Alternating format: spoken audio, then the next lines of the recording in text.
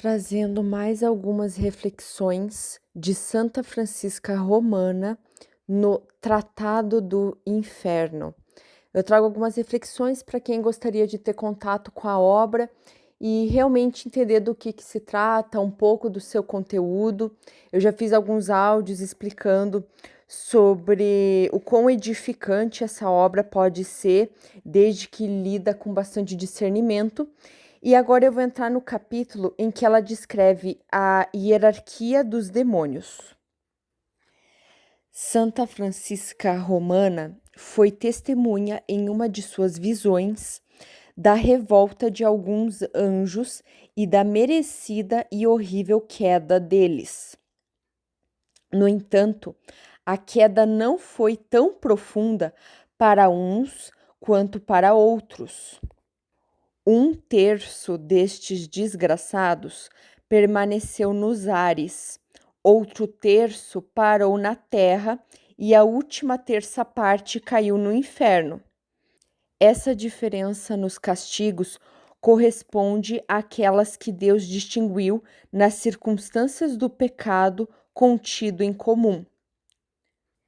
Dentre os espíritos rebeldes, houve os que abraçaram com alegria a causa de Lúcifer, se é que se pode falar assim. Outros que consideraram com indiferença este levante contra o Criador e ficaram neutros. Toda a literatura católica, ela sempre nos chama a atenção que muitas vezes a neutralidade não é algo bom.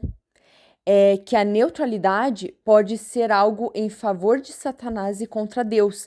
E este é um exemplo prático da queda dos anjos, que nem todos concordaram plenamente, avidamente com Satanás e sua revolta.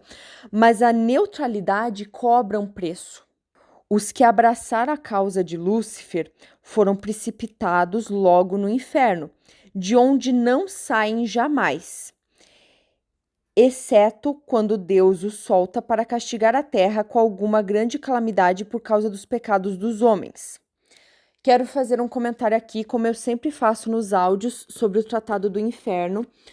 Como eu falei em todos os outros áudios, eu realmente percebo que Santa Francisca Romana, ela omite certas verdades teologais, verdades de fé, que ela acredita que são básicas para todo católico. E eu acho que na época em que ela viveu, talvez realmente fosse uma coisa básica do entendimento de todo católico. Talvez estivesse muito mais presente no sermão da Santa Missa. Então eu tenho que dar uma esclarecidinha aqui. Eu realmente gosto da leitura do Tratado do Inferno, assim como depois eu vou falar do Tratado do Purgatório. Mas eu acho que é muito mais esclarecedor depois que eu li vários livros do padre Gabriele Amorfi e o Diário de Santa Faustina. Então, é até interessante falar sobre o Tratado do Inferno, porque eu percebo o quanto às vezes a gente não trata de certos temas na nossa fé. Eu falo por mim mesma, às vezes a gente mal abriu o catecismo da Igreja Católica uma vez na vida, e existem verdades da nossa fé que ela simplesmente ela não fica explicando porque ela não está aqui para fazer uma catequese, ela está aqui para falar o que ela viu, mas que ela acreditava que todo católico sabia. Então aqui vai. Não se engane quem escutar essa parte que eu li e achar, nossa, como Deus é ruim, como Deus é um carrasco. Não é isso, tá? O próprio padre Gabriele, ele explica que existem duas formas dos demônios virem à terra nos atormentar, os que estão no inferno. A causa mais comum é o mau uso da liberdade. Na verdade, a causa única é essa, porque esse é o grande mal da nossa vida, o grande mistério, e é o bom uso ou o mau uso do livre-arbítrio, porque Deus, como Criador, nos quis como criaturas livres dentro do seu amor e misericórdia infinito, para ter esse poder de escolha e não sermos fantoches, tá? Só que o que acontece? O próprio padre Gabriele, que é exorcista, ele explica nos livros dele. A maioria das pessoas que tem algum problema demoníaco, vamos dizer assim, ou que acaba sendo a origem de dar poder ao demônio, a algum demônio do inferno, são pessoas que vão atrás disso. São pessoas que abandonam Deus e vão atrás do satanismo, do esoterismo, até de coisas que parecem não ser tão ruins, mas podem abrir portas bem, bem escuras. Ele cita cartomante, psicografias, sessão espírita, porque é necromancia. Ele cita o que mais? Clarividência, né? Ir atrás de médiums, videntes, enfim. Nos livros do Padre Gabriele Amorfi, ele explica várias vertentes, várias formas de você invocar demônios, se consagrar a eles em menor ou maior nível. Então, primeiro, os demônios eles conseguem, de certa forma, sair do inferno e vir nos atormentar, os que estão no inferno, tá? Eu já vou falar das outras classes, porque as pessoas usam mal a liberdade que elas têm e elas abrem espaço para isso. Tanto é que o Padre Gabriele fala que as pessoas que mais sofrem com ações demoníacas são as que procuraram isso, as que foram fazer um trabalho para machucar alguém, por exemplo. Muitas vezes mais do que a pessoa que poderia ter sido feito um trabalho contra ela, uma maldição, é quem realmente vai atrás desse tipo de coisa para machucar o outro, tá?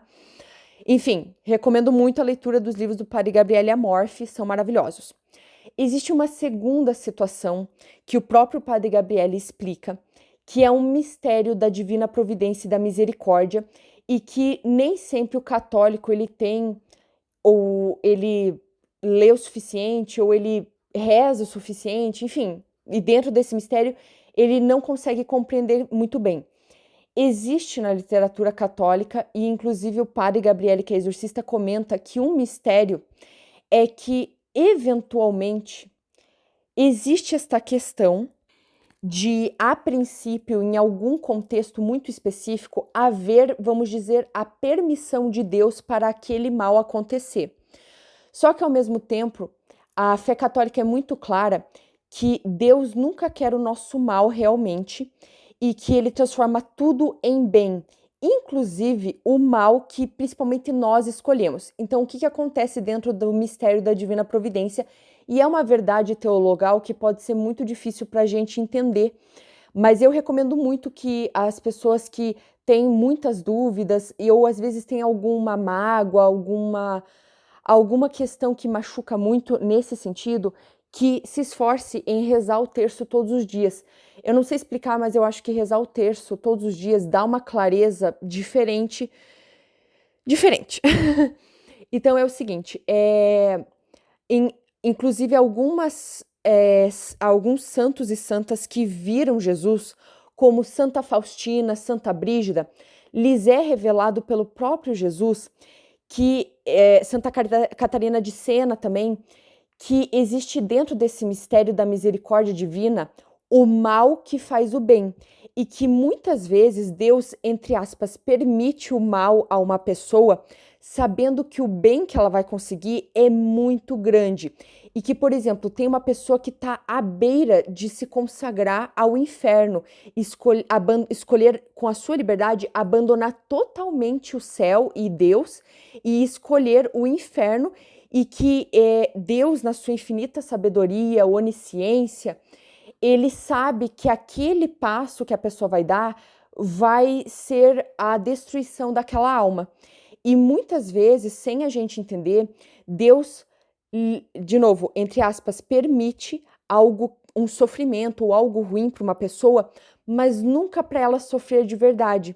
E quando ela for para o juízo particular depois de morta, ela vai descobrir que ela se salvou, às vezes, do fogo eterno do inferno por ter passado por algo na terra. Mesmo que tenha doído, mesmo que ela tenha sofrido, ela não tenha entendido, aquele sofrimento pode ter sido a grande salvação dela. Mas esse é o grande mistério da divina providência, tá?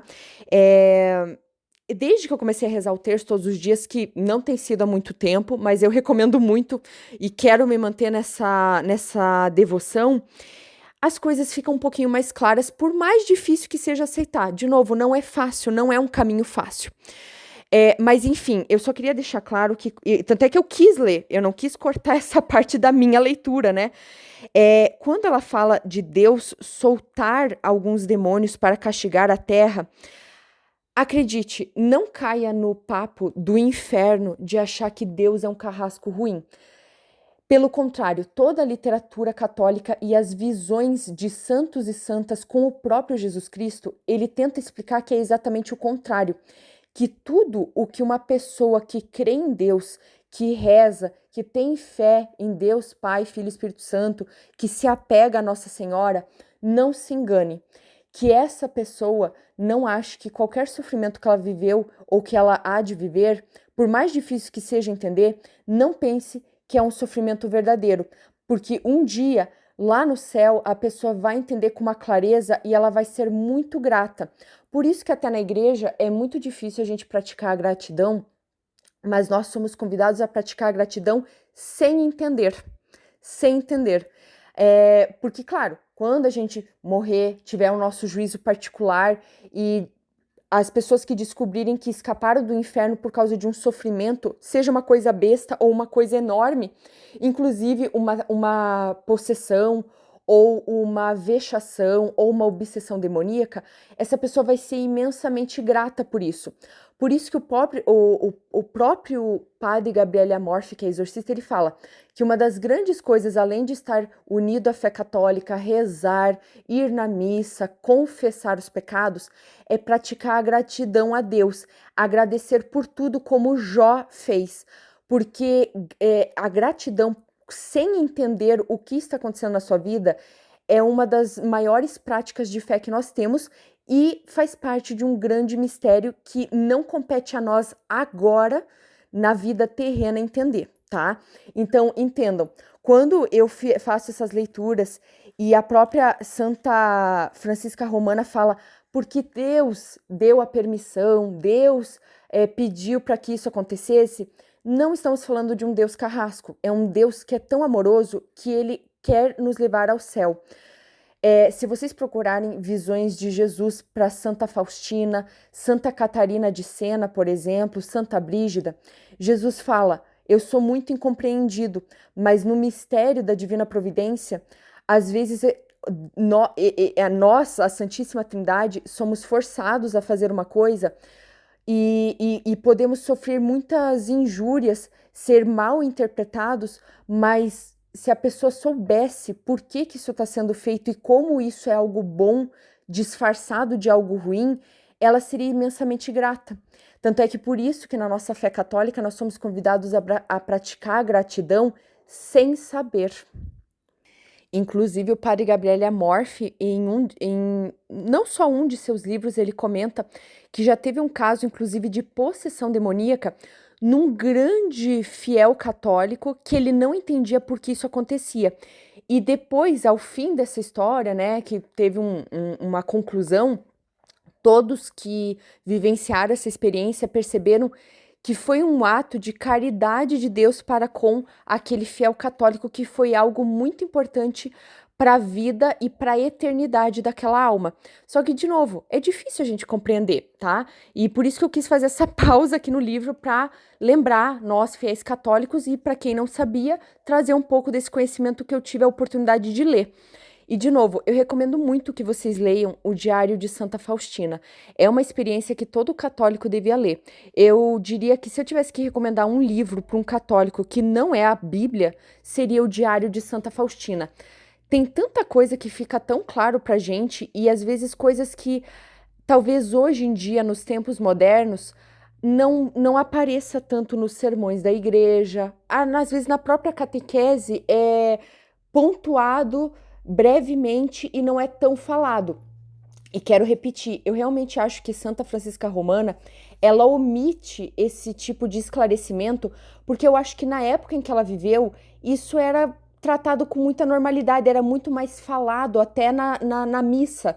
Então, eu gosto de deixar isso claro porque eu tive a graça de Deus de ler o Tratado do Inferno depois de ter lido quase todos os livros do padre Gabriele Amorfi, depois de ter lido o Diário de Santa Faustina, e isso mexeu muito comigo. Por isso que eu gosto tanto desse livro, apesar de que tem gente que pode se chocar com o que lê aqui, mas eu realmente acho que tudo que Santa Francisca escreveu é uma coisa que ajuda na nossa fé, desde que nós saibamos claramente certas verdades da nossa fé católica. Já os demônios que foram neutros, indiferentes ao levante contra o Criador, foram lançados parte no ar e parte na terra. E os que foram lançados na terra são os que nos tentam. Lúcifer, que quis ser igual a Deus no céu, é o monarca do inferno, mas é um monarca acorrentado e o mais infeliz de todos os demais. Da mesma forma que no céu os anjos bons formam 13 hierarquias, no inferno, abaixo de Lúcifer, há 3 príncipes e a divisão de 3 coros. Lúcifer era no céu o anjo mais nobre de todos que se revoltaram, e o seu orgulho fez dele o pior de todos os demônios. É por isso que a justiça divina o constituiu rei de todos os seus companheiros e de todos os réprobos, com poder de governá-los e castigá-los segundo os seus caprichos, o que o faz ser chamado de tirano dos infernos. Além desta presidência geral, está estabelecido sobre o vício do orgulho. E, de novo, quando a gente coloca a imagem de Deus aqui, não é como se ele estivesse feliz com a revolta dos anjos caídos, que caíram no orgulho e na soberba, e se revoltaram contra ele, e foram os próprios demônios que criaram o inferno. E Lúcifer se tornou, de certa forma, o rei dos pecadores que aceitam ir de bom grado ao inferno. Nos outros áudios eu explico como o inferno acaba sendo uma escolha e não um julgamento de um Deus tirano. E, de novo, Deus só organizou dentro da sua justiça como que essa situação funciona.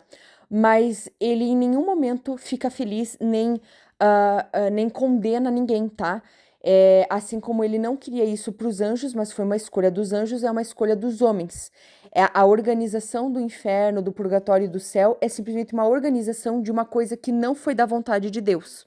O primeiro dos 3 príncipes se chama Asmodeus. Era no céu um querubim, agora é o espírito impuro que preside a todos os pecados desonestos. O segundo príncipe se chama Mamon, era outrora um espírito que pertencia ao coro dos tronos e agora preside aos pecados de ganância, que inspira o amor ao dinheiro. O terceiro se chama Beelzebu, pertencia na origem ao coro das dominações e agora está estabelecido sobre todos os crimes que gera a idolatria e preside as trevas infernais. Dele vêm as trevas que cegam o espírito dos homens. Esses 3 chefes, assim como o monarca Lúcifer, não saem nunca de suas prisões infernais. Eles mandam para a terra demônios subordinados. Aqui ela faz um comentário, porque às vezes acontece que os flagelos com que Deus quer afligir as pessoas exigem mais força ou mais malícia do que tem os maus espíritos espalhados na terra ou pelos ares. Vou fazer um comentário aqui que isso aqui não causa tanto choque ou controvérsia se você lê livros de padres exorcistas, porque eles explicam essas verdades teologais que são omitidas da Santa Francisca, porque realmente eu acho que na época dela as coisas eram mais faladas, né? O padre Gabriel Amorf, ele sempre explica que todo o mal pode gerar o bem. O inferno não entende os caminhos misteriosos de Deus.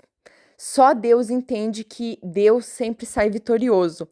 Mas o inferno não sabe o que Deus pensa quando faz certas coisas.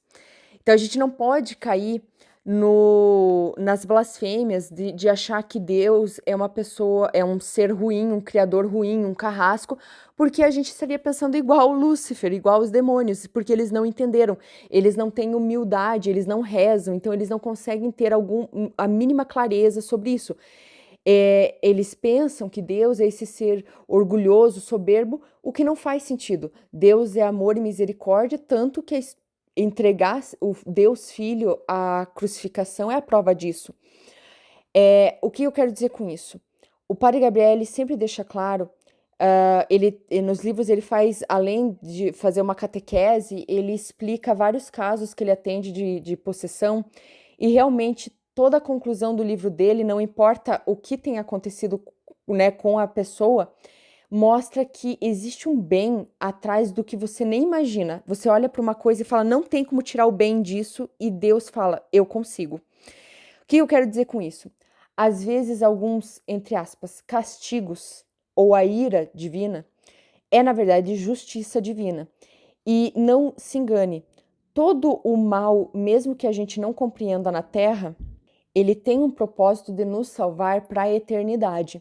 Então, eu vou dar um exemplo. O Padre Gabriel fala que, além de uma pessoa que não se tem explicação do porquê sofreria algum sofrimento, algum mal, mas que sim, no final foi algo edificante, mesmo que na época a gente não compreendesse, a gente também tem o relato do Padre Gabriel que a coisa mais comum de pessoas afligidas pelo mal são as que procuram o mal. Agora você pense, além da pessoa ter cedido a liberdade dela a Satanás, muitas vezes a gente não entende os desígnios de Deus, mas Deus deve pensar assim: se eu assustar essa pessoa em vida sobre o que a espera no inferno, eu posso tentar trazer ela para o meu lado e ela vai para o céu. E ir para o céu é o que a gente quer. É por isso que a gente busca a santidade. A gente não entende, mas Deus é onisciente, ele tem um conhecimento que realmente não tem como a gente atingir. Eu quero dar um exemplo que é muito comum. Vamos dar um exemplo que uma criança quer subir numa mesa de vidro. E o pai dessa criança puxa ela com tudo, que chega a machucar o braço, ficar roxo. A criança vai ficar olhando aquele braço roxo e gritando que o pai é ruim. Só que o pai fez isso para a criança não subir na mesa de vidro, essa mesa quebrar, essa criança se cortar de forma gravíssima ou até morrer. Só que a criança, sendo criança, ela não tem a compreensão do risco que ela corria. Só o pai experiente que estava observando, sabendo o que podia acontecer, que fez aquele ato. E ele foi um ato incompreendido. A criança, ela não viu ela não sentiu os cacos. Então ela só sentiu a dor no braço e ela culpa o pai por isso.